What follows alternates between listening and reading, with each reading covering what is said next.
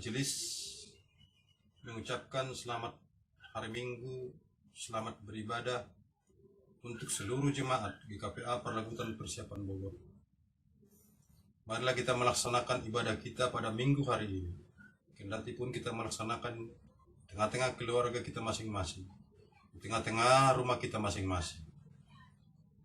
Dan tetap kita berdoa pada Tuhan agar kiranya virus musibah yang melanda dunia, melanda Indonesia khususnya, dapat segera berakhir, sehingga kita, KPA Perlagutan Persiapan Bogor, dapat memuji Tuhan tengah-tengah perlagutan kita, tengah-tengah gereja kita, sebagaimana biasa. Kita akan mengawali ibadah kita ini dengan memuji Tuhan dari PKJ nomor 27, ayat yang pertama dan ayat yang ketiga.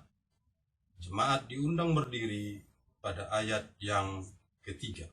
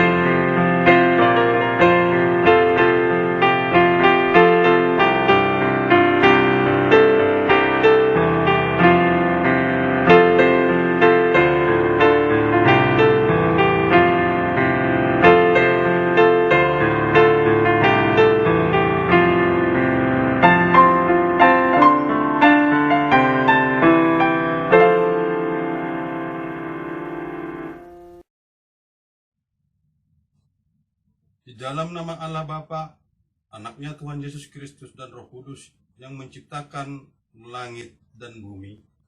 Amin.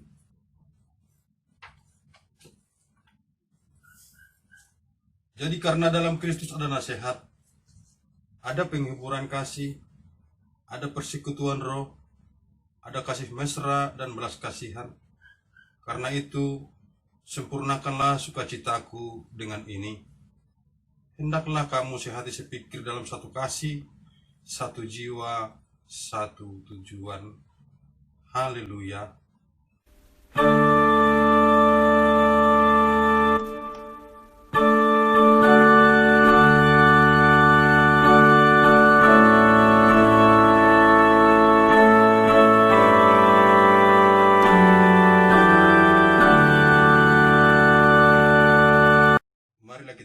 Berdoa.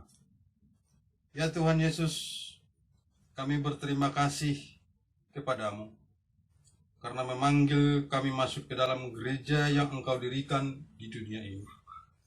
Berilah Roh Kudus ke dalam hati kami supaya kami mengaku bahwa Engkaulah sumber hidup kami, dan supaya kami bertaut dengan Engkau melalui iman yang benar, dan supaya kami dengan penuh sukacita memuliakan nama-Mu yang terpuji sampai selama-lamanya. Amin. Marilah kita mendengarkan hukum Taurat Tuhan dari hukumnya yang ke-9. Demikian bunyinya. Jangan mengucapkan saksi dusta tentang sesamamu. Artinya, kita harus takut serta kasih kepada Allah, sebab itu jangan kita mendustai, mengkhianati, memfitnah, maupun bersaksi palsu, serta merendahkan martabat sesama manusia. Kita harus saling melindungi dan menyatakan hal yang baik saja mengenai sesama manusia, jika belum nyata dan jelas diketahui salahnya. Amin. Marilah kita mohon kekuatan dari Tuhan Allah untuk melaksanakan yang sesuai dengan hukum-Nya. Ya Tuhan Allah, kuatkanlah kami melakukan sesuai dengan hukum-Mu. Amin. Bapak Ibu, kita akan bernyanyi memuji Tuhan dari PKJ nomor 37, ayat 1 dan ayat 2. Ayat yang kedua, jemaat diundang untuk bangkit berdiri.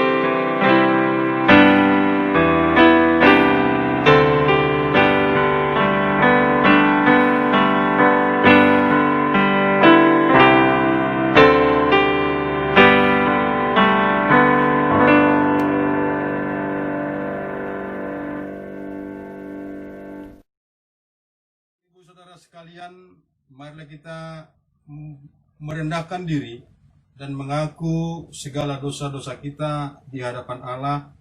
Kita berdoa. Ya Allah Bapa kami yang di surga, Engkau mengampuni dosa kami orang yang hina dan tercela ini di dalam anak-Mu Tuhan Yesus Kristus. Kasihanilah kami orang yang berduka oleh karena dosa kami ini.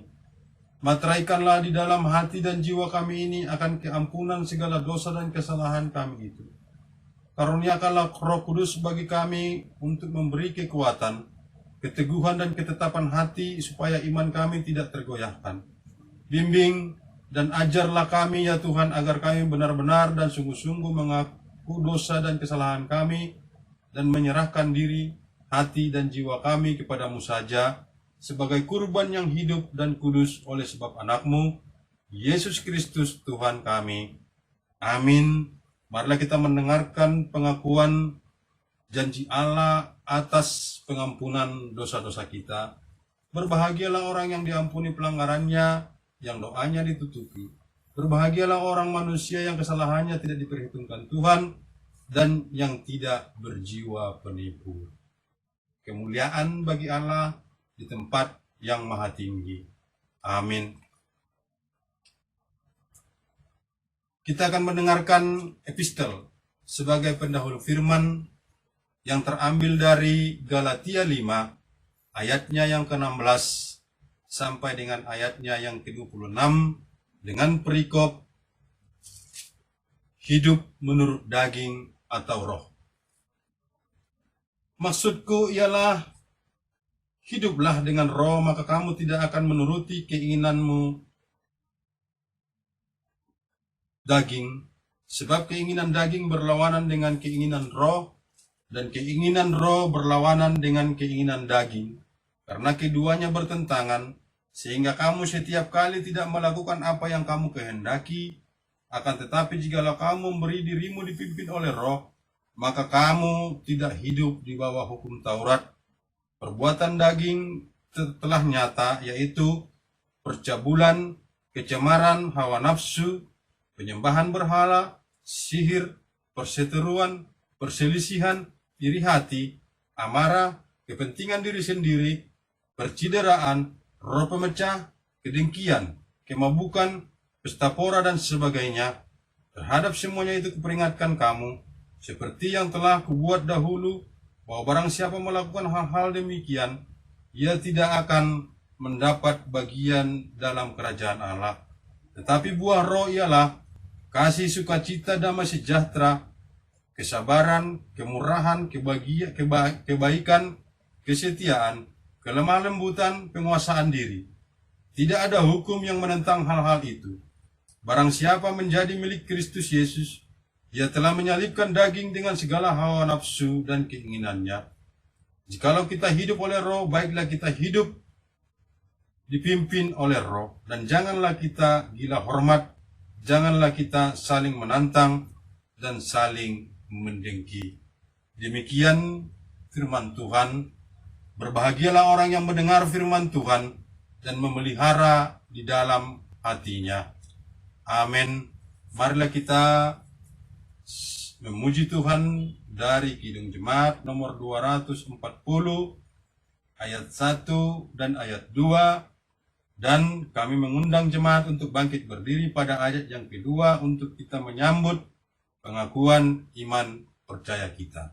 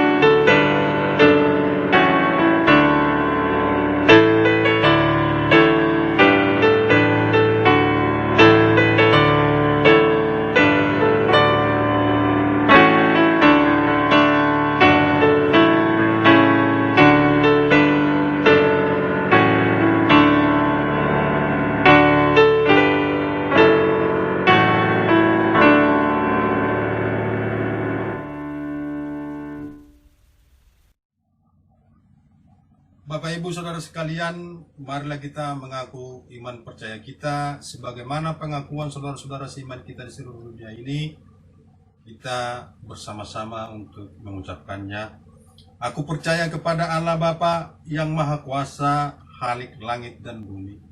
Aku percaya kepada Yesus Kristus, anaknya yang tunggal Tuhan kita, yang dikandung daripada Roh Kudus, lahir dari anak darah Maria, yang menderita di bawah pemerintahan Pontius Pilatus, disalibkan, mati dan dikuburkan, turun ke dalam kerajaan maut, pada hari yang ketiga bangkit pula dari antara orang mati, naik ke sorga, duduk di sebelah kanan Allah Bapa yang Maha Kuasa, dari sana akan datang kelak untuk menghakimi orang yang hidup dan yang mati.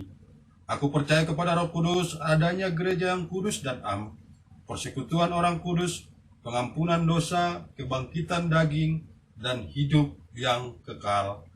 Amin. Jemaat, persilakan duduk. Kita akan memuji Tuhan dari Kidung Jemaat nomor 237 ayat 1 dan ayat 2 untuk menyambut firman.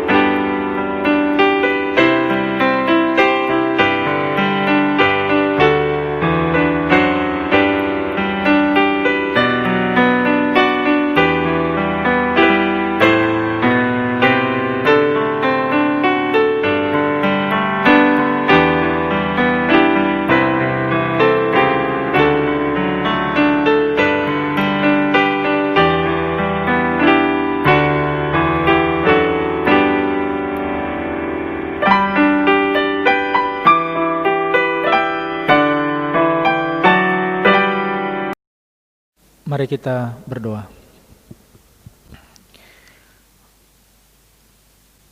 Damai sejahtera Allah yang melampaui segala akal dan pikiran manusia, itulah yang memelihara hati dan pikiran saudara-saudara dalam membaca dan merenungkan kebenaran firman Tuhan. Amin. Ibu Bapak jemaat yang dikasihi oleh Tuhan, firman Tuhan untuk kita pada Minggu Pentakosta hari ini terambil dari Yesaya pasal 63 ayat 11 sampai dengan ayat 14. Demikian bunyi firman Tuhan. Lalu teringatlah mereka kepada zaman dahulu kala, zaman Musa hambanya itu. Di manakah dia yang membawa mereka naik dari laut bersama-sama dengan penggembala kambing dombanya? Di manakah dia yang menaruh Roh Kudusnya dalam hati mereka? Yang dengan tangannya yang agung menyertai Musa di sebelah kanan, yang membelah air di depan mereka untuk membuat nama abadi baginya, yang menuntun mereka melintasi samudera raya seperti kuda melintasi padang gurun. Mereka tidak pernah tersandung seperti ternak yang turun ke dalam lembah. Roh Tuhan membawa mereka ke tempat perhentian. Demikianlah engkau memimpin umat-Mu untuk membuat nama yang agung bagimu. Amin. Kita sambut dengan nyanyian.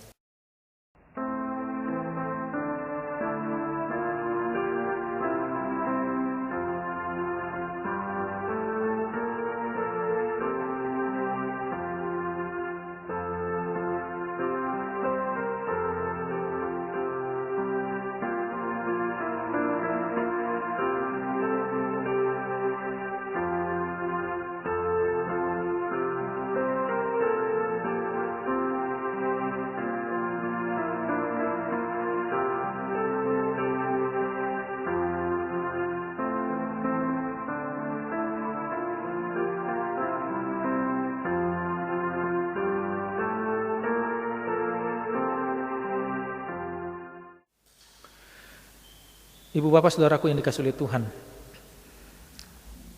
tema firman Tuhan pada Minggu Pentakosta hari ini adalah roh yang menuntun. Pada umumnya rasanya tidak ada orang yang ingin menjadi orang jahat. Semua orang pasti berjuang untuk hidup baik. Bahkan beberapa di antara mereka ada yang berusaha sangat keras untuk menjadi orang baik. Nah, sebagai orang Kristen kita pun berusaha untuk mewujudkan keinginan itu dalam hidup kita masing-masing.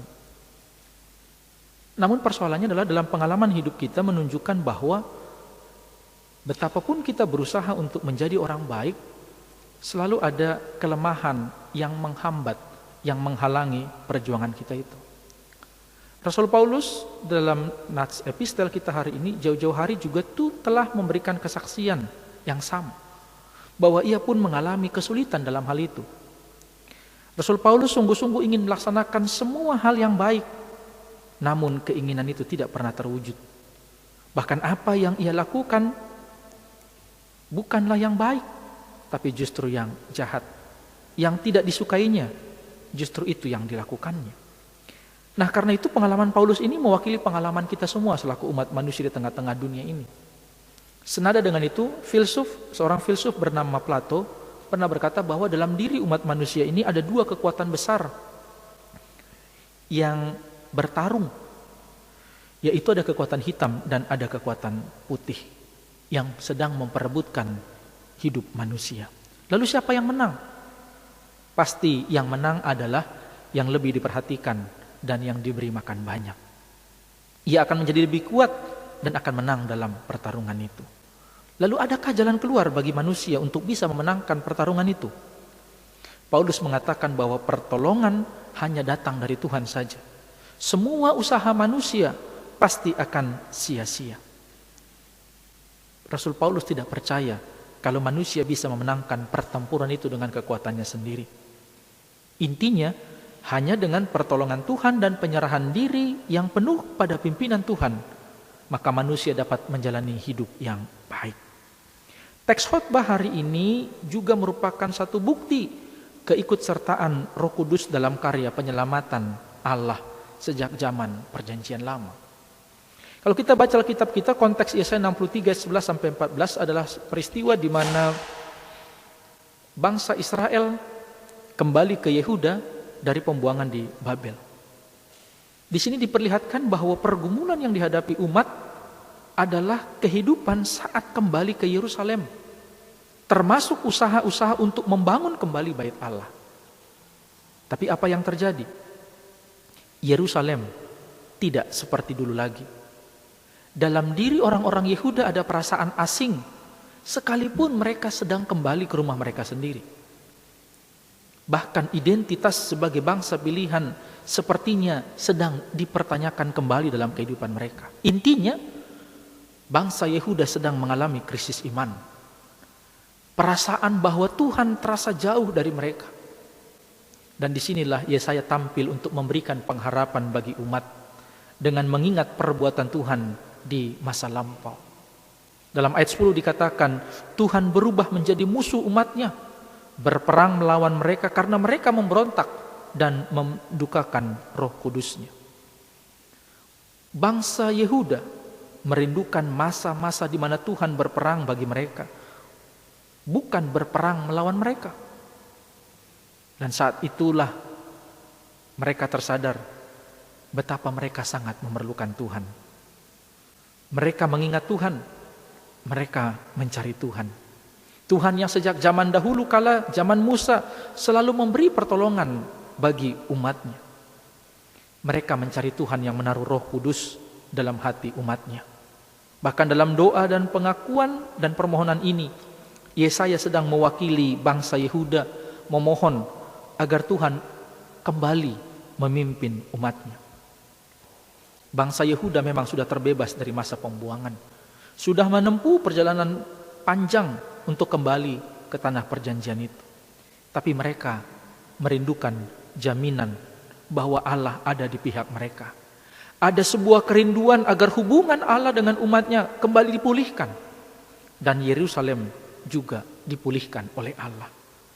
Karena itu dengan mengingat karya Allah di masa lampau, sama seperti bangsa Yehuda, itu juga sedang menolong kita untuk tetap berpengharapan kepada Tuhan, termasuk di tengah-tengah pandemi COVID-19 ini.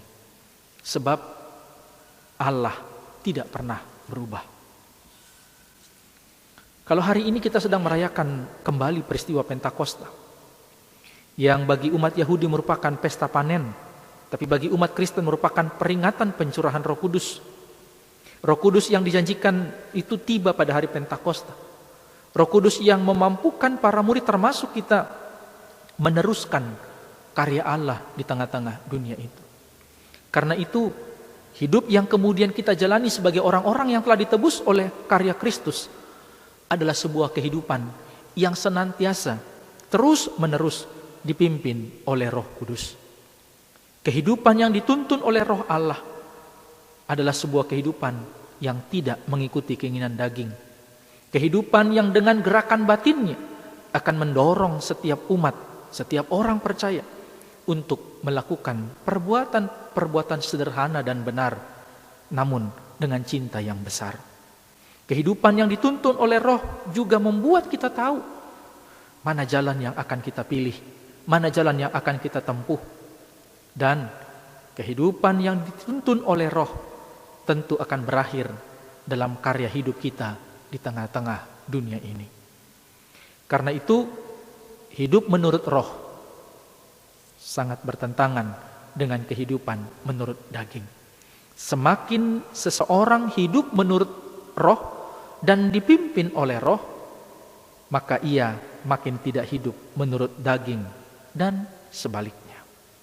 Ketaatan kita untuk hidup dituntun oleh Roh mutlak penting bagi setiap umat Tuhan di tengah-tengah dunia ini. Seorang tokoh bernama Erich Kästmann pernah berkata begini, di mana Roh Kudus dan Kristus dalam rohnya meraja atas kita, dan di mana kita hidup dalam sikap taat terhadap Kristus, maka di sanalah akan terjadi perubahan dalam hidup bersama. Selamat merayakan, memperingati hari Pentakosta. Tuhan memberkati kita sekalian. Amin.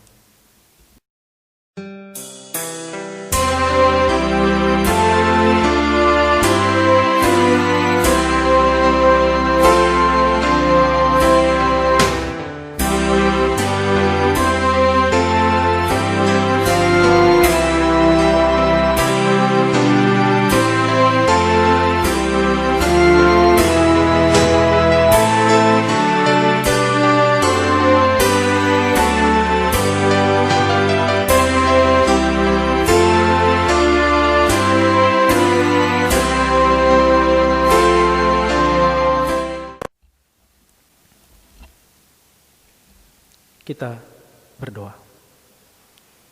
Kami bersyukur dan berterima kasih untuk penyertaan pemeliharaan-Mu ya Allah di masa lampau, masa kini, bahkan masa yang akan datang. Kami sungguh-sungguh melihat bagaimana Tuhan menuntun perjalanan kehidupan kami, membebaskan kami dari keterpurukan, dari keberdosaan, mengangkat kami dan memulihkan kehidupan kami masing-masing. Sebagaimana Tuhan telah menuntun umat-Mu di zaman perjanjian lama, maka kami juga tetap memohon Tuhan berkenan untuk menuntun kami di tengah-tengah hidup yang sedang tidak berpihak kepada kami, di tengah-tengah berbagai macam pergumulan hidup yang sedang kami alami hari ini, di tengah-tengah kesulitan, keterpurukan ekonomi, bahkan berbagai macam beban pergumulan lain yang silih berganti datang dalam kehidupan kami. Tuntunlah kami seturut dengan kehendak-Mu, tuntunlah kami agar kami tidak hanya sekedar memuaskan keinginan daging kami, tapi kami lebih menuruti perintah, keinginan Tuhan dalam kehidupan kami. Bersama umat-Mu di seluruh dunia yang hari ini sedang memperingati peristiwa turunnya Roh Kudus, biarlah Roh Tuhan itu senantiasa menyala-nyala dalam kehidupan kami, membakar semangat kami untuk terus berkarya bagi Tuhan di tengah-tengah dunia ini, memampukan kami untuk menolong sesama, menjadikan kami sahabat bagi mereka-mereka yang sedang dalam keadaan duka, dan memampukan kami untuk menjadi perpanjangan Tuhan bagi mereka-mereka yang hari-hari belakangan ini sedang berada dalam pergumulan berat. Terima kasih ya Tuhan untuk semuanya. Dan biarlah roh Tuhan juga senantiasa menyala-nyala dalam kehidupan bergereja kami, supaya kami tetap semangat untuk melayani, meski keadaan di sekitar kami semakin sulit, meski tantangan semakin berat, tapi roh Tuhan yang menuntun kami akan memampukan kami untuk terus berkarya, memberikan yang terbaik bagi Tuhan lewat sesama kami. Meteraikanlah firman-Mu dalam kehidupan kami masing-masing, agar hidup dan kehidupan kami sungguh berkenan di hadapan Tuhan. Demi Kristus, Tuhan dan Juru Selamat kami yang hidup, kami sudah memohon. Amin. Kita mempersiapkan nyanyian dari Hidup Jemaat nomor 241, ayat pertama dan ayat yang kelima, sampai kita menentukan persembahan syukur.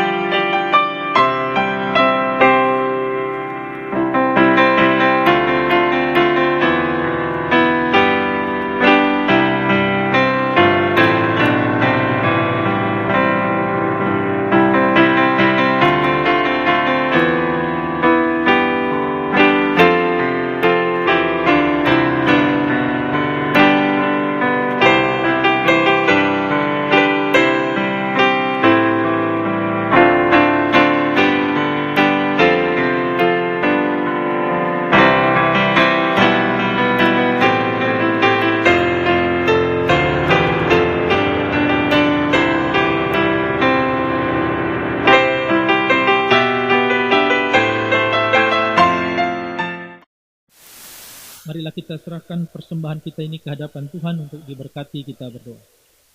Ya Allah Bapa kami yang di surga, kami mengaku bahwa Tuhan adalah sumber dari segala karunia yang melimpah dalam kehidupan kami masing-masing. Sebagian daripada karunia itu kami serahkan kembali sebagai persembahan kepada Tuhan. Terimalah dan berkatilah persembahan umat-Mu ini, agar dapat kami pergunakan untuk pekerjaan dan pelayanan kerajaan Tuhan di dunia ini. Bukalah hati kami untuk mengenal betapa banyak berkat dan karunia yang kami peroleh dari Tuhan, supaya kami senantiasa bersyukur kepadamu. Dalam nama Yesus Kristus Tuhan kami. Amin.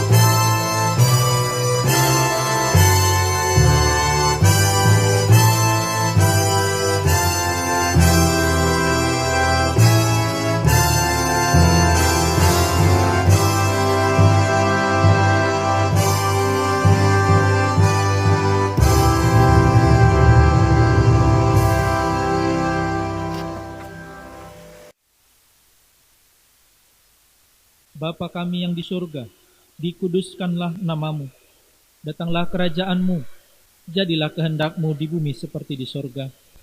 Berikanlah kami pada hari ini makanan kami secukupnya, dan ampunilah kami akan kesalahan kami, seperti kami juga mengampuni orang yang bersalah kepada kami. Dan janganlah membawa kami ke dalam pencobaan, tetapi lepaskanlah kami dari yang jahat.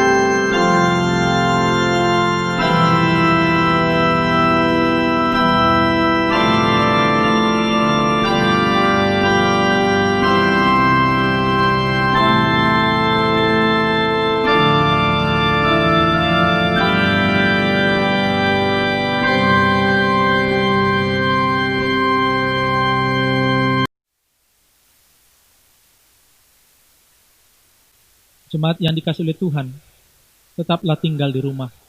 Tetaplah ikuti protokol kesehatan yang disampaikan oleh pemerintah.